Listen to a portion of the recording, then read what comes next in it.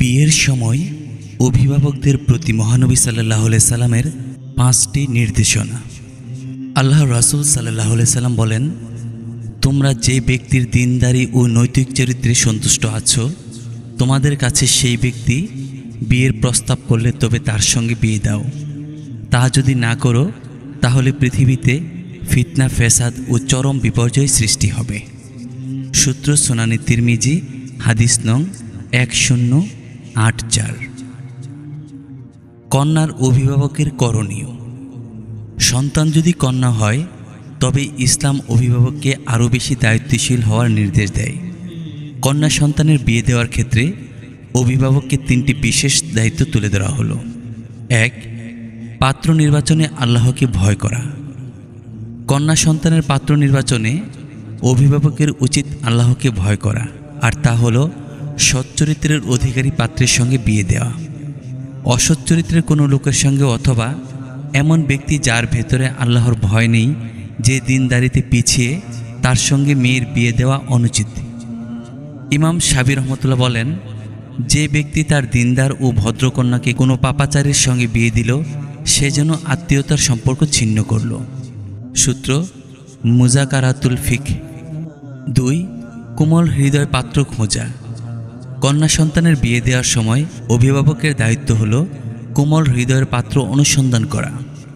এক ব্যক্তি হাসান বসরি রহমতুল্লাহকে বললেন, আমার কন্যার ব্যাপারে একাধিক ব্যক্তি বিয়ের প্রস্তাব দিয়েছে, আমি কার সঙ্গে বিয়ে দেব? তিনি বলেন, যে আল্লাহকে ভয় করে, তাদের ভিতর থেকে যে তাকে সবচেয়ে বেশি ভালোবাসবে, যে সবচেয়ে বেশি ব্যক্তিত্ববোধ সম্পন্ন, আর কন্যার প্রতি ক্ষুব্ধ হলেও যে তার প্রতি জুলুম করবে না। সূত্র মিনহাজুল কাসিদিন, পৃষ্ঠা 328। 3. মেয়ের পছন্দকেই গুরুত্ব দেওয়া। কন্যা সন্তান যদি উপযুক্ত কোনো পাত্রকে পছন্দ করে তবে তার পছন্দকে গুরুত্ব দেওয়া উচিত। শাইখুল ইসলাম ইবনে তাইমিয়া রহমতুল্লাহ বলেন, যদি মেয়ে এমন কোনো পুরুষকে পছন্দ করে যার সঙ্গে কুফর বা দিনদারি, বংশমর্যাদা, অর্থবিত্ত ও সৌন্দর্যের মিল আছে, তবে অভিভাবকের দায়িত্ব তার সঙ্গে বিয়ে দেওয়া। এ দায়িত্ব ধারাবাহিকভাবে বর্তাবে বাবা, ভাই ও চাচার উপরও। শরীয় অপরাগতা ছাড়া কন্যার পছন্দের পাত্রকে প্রত্যাখ্যান করা কিংবা কন্যার অপছন্দের কারোর সঙ্গে বিয়ে দেওয়া উচিত নয়। সূত্র মাজুমুল ফাতুয়া। 4. স্বার্থসিদ্ধির জন্য বিয়ে না দেওয়া। নিজের স্বার্থসিদ্ধির জন্য কন্যাকে কোনো পাত্রের হাতে তুলে দেওয়া জুলুম। আল্লামা ইবনে তাইমিয়া রহমতুল্লাহ বলেন, অজ্ঞ ও জালেমরাই তাদের কন্যাকে নিজের স্বার্থসিদ্ধির জন্য কারো সঙ্গে বিয়ে দেয়। তারা কন্যার কল্যাণ বিবেচনা করে না, তারা অপছন্দের পাত্রের সঙ্গে কন্যাকে বিয়ে দিতে বাধ্য করে। এমনকি পূর্বশত্রুতার কারণে উপযুক্ত পাত্রের বিয়ের প্রস্তাব তারা ভেঙে দেয়। কন্যা সন্তানের প্রতি এমন জুলুম ইসলাম হারাম করেছে। সূত্র মাজমুল ফাতুয়া। 5. উপযুক্ত পাত্র পেলে প্রস্তাব দেওয়া।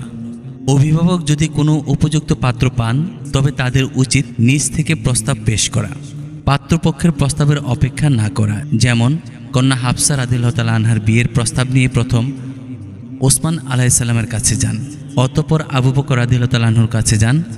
সর্বশেষ রাসূলুল্লাহ সাল্লাল্লাহু আলাইহি সাল্লামের পক্ষ থেকে প্রস্তাব এলে তিনি হাফসা রাদিয়াল্লাহু তাআলা আনহাকে তার সঙ্গে বিয়ে দেন। সন্তান আল্লাহর পক্ষ থেকে মা বাবা ও অভিভাবকের জন্য আমানত। বিশেষত কন্যারা যেহেতু অভিভাবকের উপর একটু বেশি নির্ভরশীল এবং তারা অভিভাবকের ইচ্ছা অনিচ্ছার বিরুদ্ধে স্পষ্টভাষী নয়, তাই তাদের ব্যাপারে অধিক সতর্কতা কাম্য। মহান আল্লাহ তাআলা বলেন, নিশ্চয়ই আল্লাহ তোমাদের নির্দেশ দিচ্ছেন আমানত তার হকদারকে প্রত্যর্পণ করতে। তোমরা যখন মানুষের ভেতর বিবেচনা করবে তখন ন্যায়পরায়ণতার সঙ্গে বিচার করবে। আল্লাহ তোমাদের যে উপদেশ দেন তা কত উৎকৃষ্ট। আল্লাহ সর্বশ্রোতা, সর্বস্রষ্টা। সূরা নিসা, আয়াত 58। আল্লাহ আমাদেরকে সঠিকভাবে দায়িত্ব পালন করার তৌফিক দান করুন। আমিন।